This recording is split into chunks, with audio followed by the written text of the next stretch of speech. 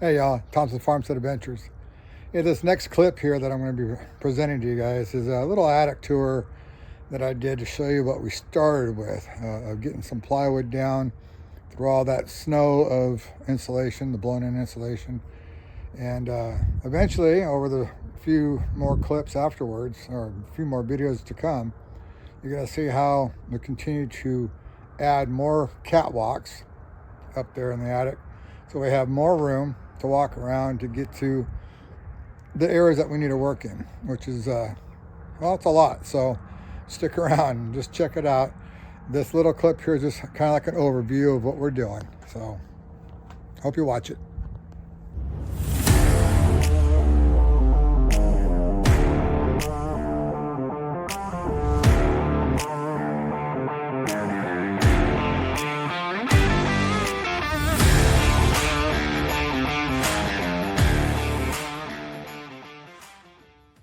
All right, folks, here we are at Thompson's Farmstead Adventures.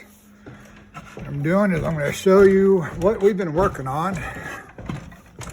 Hold on, let me get in this attic here. Yeah, it's a good sized attic. This is our above the garage, which we have a 3-car garage. And this is our attic up here. Let me go real slow. Pretty good size. We're going to turn this room here, or turn this into a room. We're going to take all these supports here and have go straight up and down and re-support inside and add plywood here. But what we've been doing is taking out these supports that came straight down here and there, putting in plywood so we can get across here real quick. And what we're trying to do is get the furnaces out of the attic, as well as put the vent pipes in for the fireplace, which we just finished. We just put a small fire in there, so we can come up here and do a smoke test. But we've had to basically cut all the little joists, just chip them out, just so we can get some nail plates over all the wires, like what you see right here. Relocate wires out of the way, reframe this all in, add support all around. Just get it to where we can walk in and out. Later on, I'm going to be redoing all my plumbing. They have the hot water coming from the concrete, cold water from the top. I'm putting in new central heating and air conditioning. Had to reframe all this out so we can crawl through here and get the old stuff out and all this stuff in. Get all this work done. Put a pool noodle on the water line there just to keep it from rubbing on the wood for right now until that gets out of here and gets relocated.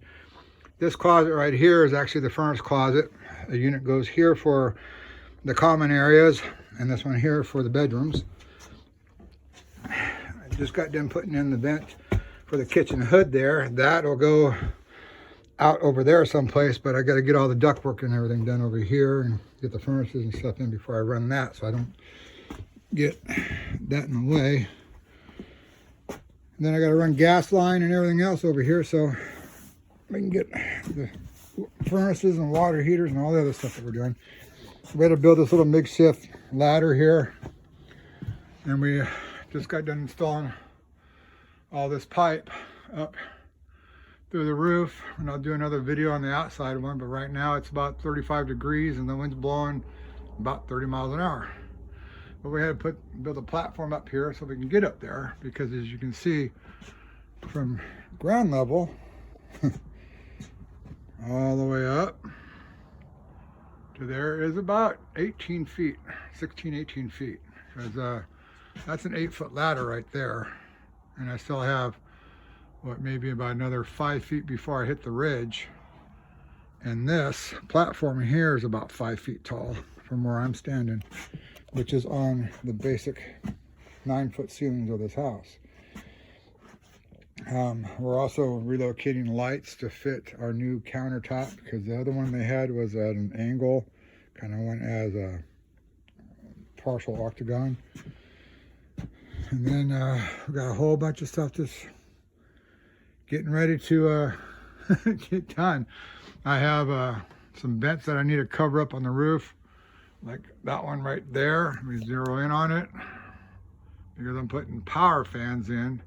Well, that right there, there's several of them on this roof. When we come in, when it snows and the wind blows, it blows piles of snow all over the place. So you'll come up here and you'll see like little snow drifts right underneath these vents. So since I have a gable up front where you can see the light up there, I'm putting a power fan in here and some ducting, of course, you know, to help pull the humidity and heat out. We've got vents all around the house that, you know, come up through the where the eaves are. They're like every 6 to 8 feet. I think I mentioned it before. But anyways, got our stack of plywood there, cut it 2 foot by 8 foot, so we can start running the rest of it out, getting all this taken care of, working our way around the corner over to where the furnaces are. There is an attic access over there, but it's also the same size as the furnace. This is what we got going on. We just finished this. We did our first burn. We don't see any smoke coming out. That's a good thing. All right, folks, here we go again. Let me get this around a little bit. I'm gonna give you a quick tour of our attic. Let's use the shop lights here. We definitely need them. Okay, this is looking down towards, as we're going out towards above the 3-car garage. All of this here was just basically looking like this. Just like that. So, what we're doing, like I said in my last video here, plywood and everything, we're making sure I have access to stuff. We're only putting like 2 screws at each end and a couple in the middle, just so we can have access and pulling this stuff up later on. You know, there's only a few screws and everything. And here's where the furnace closets are, like I said before. That'll be the bedroom side. This is the common heater side. But I didn't mention that this area right here is one of the water heaters.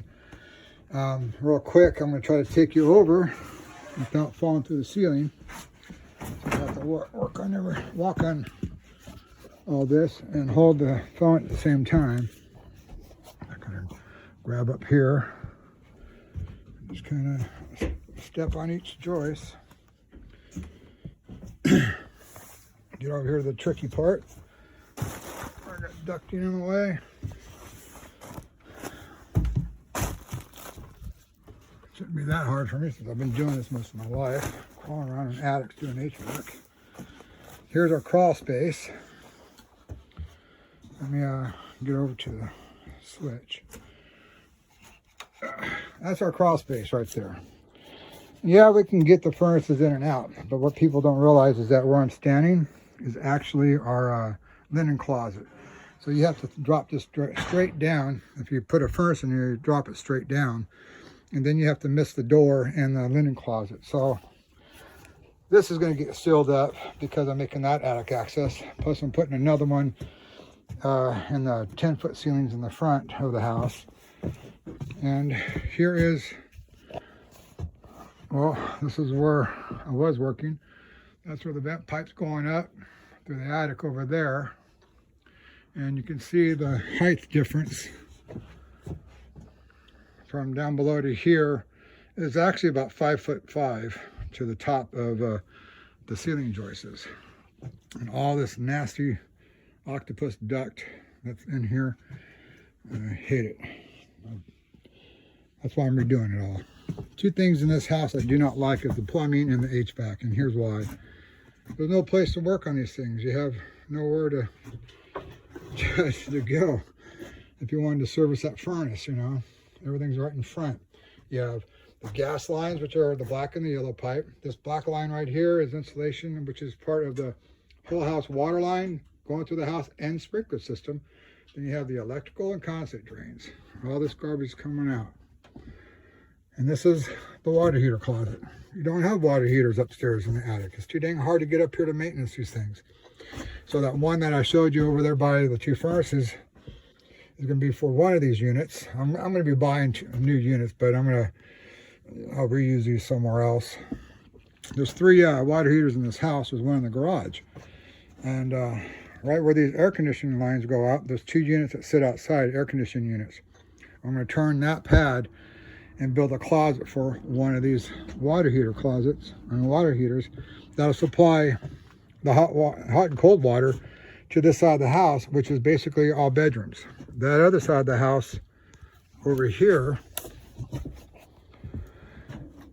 all that area is laundry room and kitchen. So it makes sense just to have that over, one unit over there and one over here, and try to keep the lines in the attic as short as possible and insulated real well, since this area of Oklahoma freezes.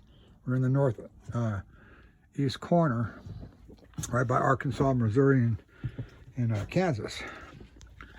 But this is what we're dealing with. You know, these are the tall attics, which I love. I mean, I've never been in an attic this big.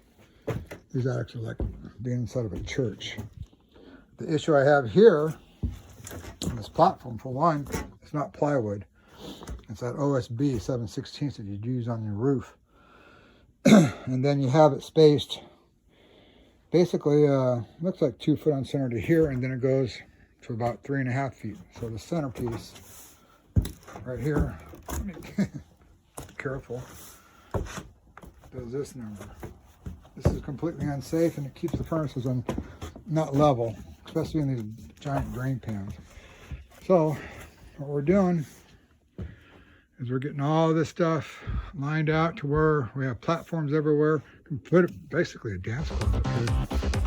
You know, putting catwalks everywhere, so I have access to everything.